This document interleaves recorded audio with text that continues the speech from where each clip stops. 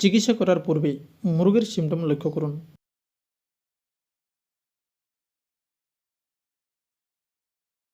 মুরগের দেহের তাপমাত্রা থার্মোমিটার দিয়ে চেক করা হচ্ছে।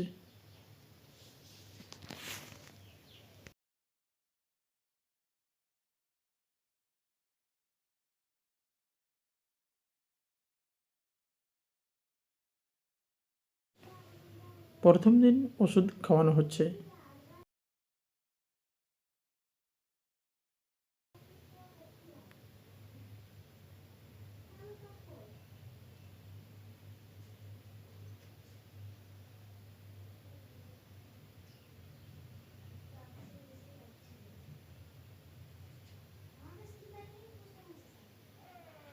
দ্বিতীয় দিন আবার ওষুধ খাওয়ানো হলো।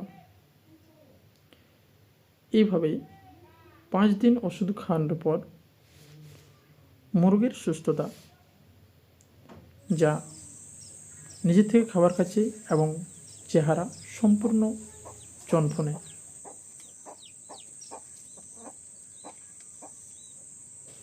ঠান্ডা লাগা জনিত কারণে আপনার মুরগির কোনো সমস্যা হয়নি তো? দেশি এবং আসিল সব ধরনের মুরগি এই ওয়েদারের শিকার। তাই অভিনব দেশি ফার্মিং ট্রিটমেন্ট চ্যানেলে নিয়ে এসেছে এক মডার্ন চিকিৎসা, যার মাধ্যমে আপনি আপনার মুরগকে নিজে সারিয়ে তুলতে পারবেন। মুরগকে সঠিক মাত্রায় ওষুধ প্রয়োগ করতে হবে এবং ট্রিটমেন্ট যাতে নিখুঁত হয় তার জন্য রোগের লক্ষণগুলি সঠিকভাবে বুঝতে হবে। সিমটম বা লক্ষণ যত ভালোভাবে নির্বাচন করতে পারবেন, আপনার ট্রিটমেন্টও ঠিক ততটাই ভালো হবে। লক্ষণগুলি আপনাদের সামনে তুলে ধরা হলো। 1 নম্বর, ঠান্ডা লাগার কারণে মোরগের নাক বা চোখ দিয়ে জল ঝরতে দেখা যাবে। 2 নম্বর, খাদ্যে অনীহা বা কম খাবার খাবে। 3 নম্বর, মোরগ বা মুরগিকে ঝিমানো অবস্থায় দেখা যাবে। কোনো কোনো ক্ষেত্রে মোরগের মুখ ফুলে যায়। 4 নম্বর, অত্যধিক সর্দিতে ভোগার কারণে খাদ্যনালী বা গলায় ঘায়ের সৃষ্টি করে, যা পরবর্তী সময়ে মোরগের খাবার খেতে কষ্ট। 5 নম্বর, গলায় কফ জমা হওয়ার কারণে গলার স্বর বসে যায় এবং মোরগের ডাক বন্ধ হয়ে যায়। 6 নম্বর, ঠান্ডা লাগার কারণে অধিকাংশ মোরগের জ্বর থাকে, তাই থার্মোমিটার দিয়ে ভালোভাবে দেখে নিন যে জ্বর আছে কি নেই। আর থার্মোমিটার না থাকলে ডানার গোড়ার উল্টো হাত করে অনুভব করুন। ট্রিটমেন্ট বা চিকিৎসা করার পূর্বে জানতে হবে মোরগ বা মুরগি কিসের দ্বারা আক্রান্ত হয়ে মারা যাচ্ছে, এটা জানা আপনার একান্ত প্রয়োজন। মোরগ বা মুরগি এই রোগে আক্রান্ত হওয়ার মূল কারণ হলো ব্যাকটেরিয়া। এই ব্যাকটেরিয়ার নাম হলো হেমোফিলাস গ্লারেনাম। এই ব্যাকটেরিয়ায় মোরগ দীর্ঘদিন আক্রান্ত হয়ে থাকলে মৃত্যুর কোলে ঢলে পড়বে, এটা নিশ্চিত। তাই সঠিক ট্রিটমেন্ট, ভালো ওষুধের নির্বাচন করা এবং ওষুধের কোর্স কমপ্লিট করা আপনার একান্ত প্রয়োজন। এই রোগ চিকিৎসার জন্য আমরা 2টো স্টেজ তৈরি করব। প্রথম স্টেজ বা মুরগির শ্বাসকষ্ট না হওয়া পর্যন্ত ক্যাপসুল বা ট্যাবলেট ব্যবহার করব। 2 নম্বর, যদি মুরগির শ্বাসকষ্ট হয়, খাবার খেতে না পারে, প্রচণ্ড পরিমাণে জ্বর থাকে, তবে ইঞ্জেকশন ব্যবহার করব। প্রথম স্টেজের জন্য আমরা কোন ক্যাপসুল বা ট্যাবলেট ব্যবহার করব? এই ক্যাপসুল এই রোগের ক্ষেত্রে খুব ভালো কাজ করে, যার নাম ডক্সিসাইক্লিন। এক্ষেত্রে আমাদের জেনে রাখা প্রয়োজন ডক্সিসাইক্লিন কী এবং কেন ব্যবহার করব। ডক্সিসাইক্লিন হলো একটি টেট্রাসাইক্লিন অ্যান্টিবায়োটিক, যা দেহের ব্যাকটেরিয়া এবং পরজীবী সংক্রমণের বিরুদ্ধে লড়াই এবং ব্যাকটেরিয়ার বৃদ্ধি ও বিস্তারকে বাধা দেয়।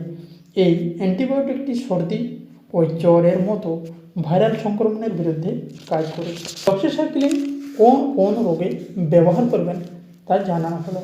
এরপর আপনাদের জেনে রাখা প্রয়োজন এই ওষুধ বেশি ব্যবহার করলে এর পার্শ্ব প্রতিক্রিয়া বা সাইড এফেক্ট কী আছে। হ্যাঁ, 1 নম্বর, মোরগের খাবার কমে যাবে। 2 নম্বর, মুখ শুষ্ক হয়ে যাওয়া। 3 নম্বর, চামড়া ফ্যাকাশে হয়ে পড়া, ঝাপসা দৃষ্টি, মুখ, গলা এবং চোখ ফুলে যাওয়া। 4 নম্বর, হাড়ের জয়েন্টে ব্যথা লেগে থাকে। প্রত্যেক অ্যান্টিবায়োটিক ওষুধের সাইড এফেক্ট রয়েছে। সঠিক মাত্রায় নিয়মিত ওষুধ খাইয়ে কোর্স কমপ্লিট করুন। মোরগ আপনাদের সেরে উঠবে, তাই সাইড এফেক্টের ভয় করবেন না। প্রথম স্টেজের জন্য আমরা ব্যবহার করব ডক্সিসাইক্লিন। ডক্সিসাইক্লিন বাজারে অনেক ছোট বড় কোম্পানি রয়েছে, তাই আমাদের সঠিক ওষুধ নির্বাচন করতে হবে। ওষুধটির নাম হলো ডক্সট এসএল। ডক্সট এসএল এর দুটি কম্পোজিশন, ডক্সিসাইক্লিন এবং ল্যাকটিক অ্যাসিড বেসিলাস। এই ল্যাকটিক অ্যাসিড বেসিলাস সাধারণত প্রাথমিকভাবে ডায়রিয়া, ল্যাকটোজেন অসহিষ্ণুতা এবং অন্ত্রের অতিরিক্ত ব্যাকটেরিয়ার বৃদ্ধিকে তাড়াতাড়ি কমিয়ে নিয়ে আসে, যা মোরগকে দ্রুত সারিয়ে তুলতে সহায়তা করে। ডক্সট এসএল এর ডক্সিসাইক্লিন থাকবে 100 mg এবং ল্যাকটিক অ্যাসিড বেসিলাস 5 মিলিয়ন। মোরগ মুরগিকে কী পরিমাণে খাওয়াবেন? মুরগির ওজন 4 থেকে 6 কেজি হলে একটি করে ক্যাপসুল সকাল ও রাত্রে, 2 থেকে 3 কেজি ওজন হলে অর্ধেক সকাল ও রাত। ক্যাপসুলকে ভাগ করবেন কীভাবে? 5 ml শুদ্ধ জল নিয়ে ক্যাপসুল ফুলে ভিতরের মলিকুলকে সে জলে ভালোভাবে গুলে নিতে হবে। এরপর সেই ওষুধকে সকাল ও রাত্রে দিনে 2 বার খাওয়াতে হবে। ওজন অনুসারে ওষুধ ভাগ করে খাওয়াতে হবে। ডক্সট এসএল 3 থেকে 5 দিন খাওয়াতে হবে, প্রয়োজনে 7 দিন পর্যন্ত খাওয়ানো যায়। এবারে আসি দ্বিতীয় স্টেজে।